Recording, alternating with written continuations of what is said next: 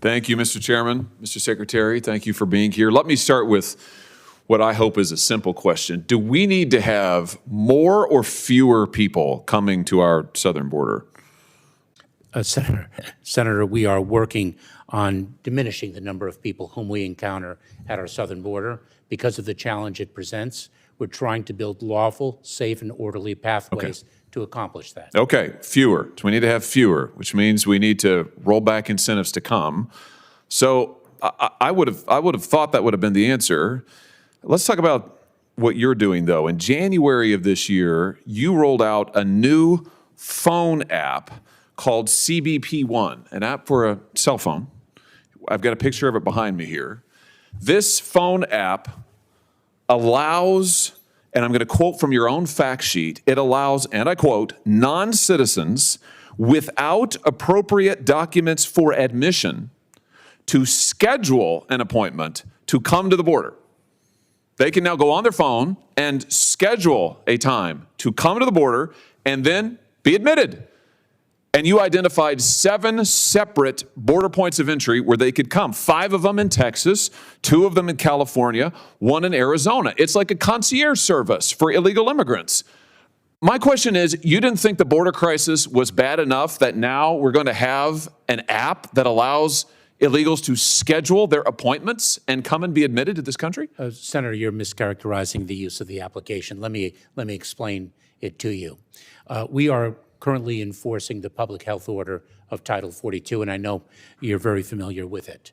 There is a process for individuals who claim an exception to the Title 42 expulsion authority because of an acute medical condition. Well, let's talk about this app. If I may finish, an urgent humanitarian reason. So instead of them coming in between the ports of entry to claim that urgent medical condition, that extraordinarily acute humanitarian cause, we allow a limited number to arrive at our ports of entry and seek the emergency relief that they need. Schedule, you allow them, let's be particular about what you do. And I should say that the CBP One app was not unveiled for the first time on January 5th of this year. Oh, no, but you changed it. You made it available on January 5th to the illegals themselves. You don't have to be a lawyer to use it. You don't have to be a member of a non-governmental organization. Anybody can download the app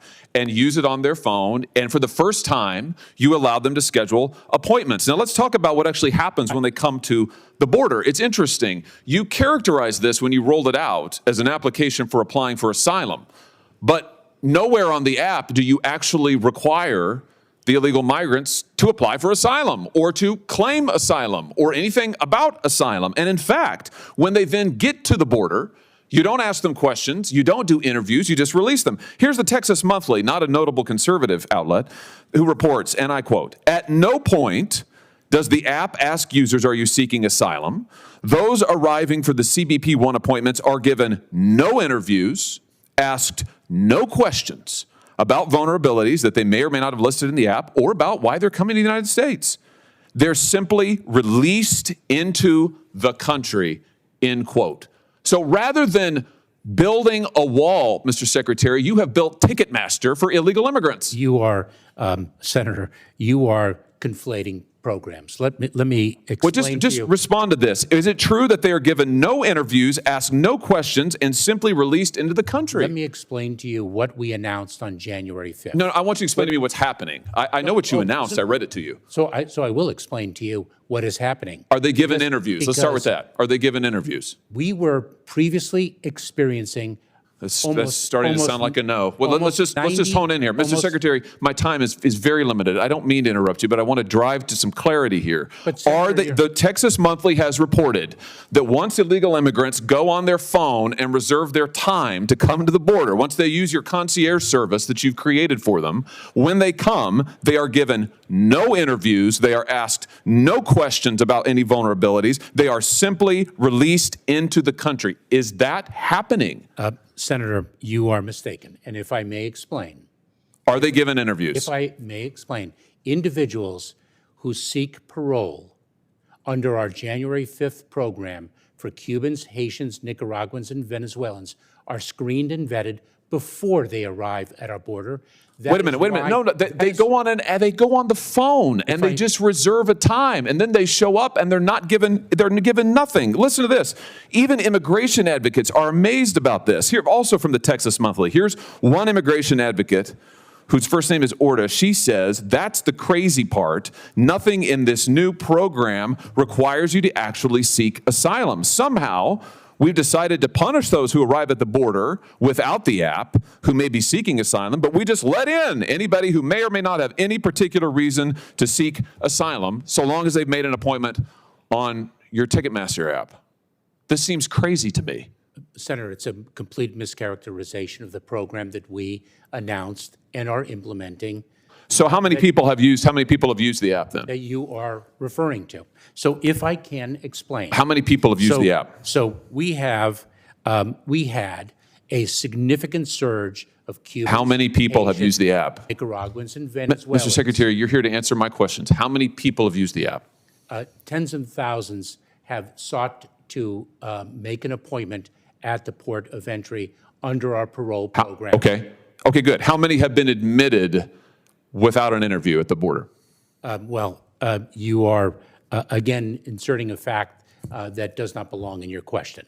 So if I can, I will get you the precise... I'm reading to you from public reports about how your own app works. You're just blanket denying. Actually, you're not quite denying it. You're saying that maybe we don't understand. Apparently, I don't understand. Texas Monthly doesn't understand. Immigration advocates don't understand. You're the only one who understands, yet you won't answer my question. How much did this cost to develop, by the way?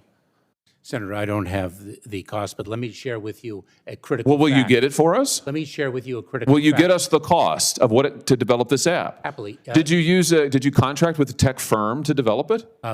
Senator, we have seen approximately... Did you contract with a tech firm to develop it? We have seen an approximately for heaven's sake. 95% decrease... Did you contract with a tech firm to develop it? Yes or no? Senator, this was led by U.S. Customs and Border Protection, our technical experts within the agency, and I certainly will get an answer to your question whether outside consultants were utilized So you don't in the know. development process. You don't know. May I explain to you, since you have a misunderstanding of the program, what it is and the impact, the positive impact it has had on encounters of these four populations in between the I just want to know entry. why it is that you are allowing people to come to this border to make appointments, to not be interviewed, and then how many have just been released? Is it true, by the way, as the Texas Monthly reports, that they're simply released into the country on official parole? And get this, they're not given, according to their reporting, any kind of follow-up. Their court dates are in immigration courts, the Texas Monthly reports, not even necessarily asylum trials. They're often general deportation hearings where defendants can make arguments for remaining in the country. Is that true? That is a completely mistaken understanding of how the immigration process works. That language is completely confusing and erroneous. Well, it is confusing. What's confusing is why anybody would think that an app like this to allow illegal immigrants to literally reserve a time to come to the border and then be ushered in without an interview, without follow-up, without tracking is stunning. It's absolutely stunning. Let me ask you in my very short time remaining something else about Chinese nationals. I've only got a minute left. That is false. Let me ask you about the Chinese nationals who we all saw coming over the border, busloads of them, and then being released in the American interior. What's the percentage increase of Chinese nationals who crossed the border this year, Mr. Secretary? Let's just focus on maybe the Rio Grande Valley sector. The number of Chinese nationals encountered at our southern border has increased significally. Do you know how much? Over the past, I don't have the precise percentage. I do. It's 900% just in the Rio Grande Valley sector. Are any of these people who came in this bus, these Chinese nationals, members of the Chinese Communist Party?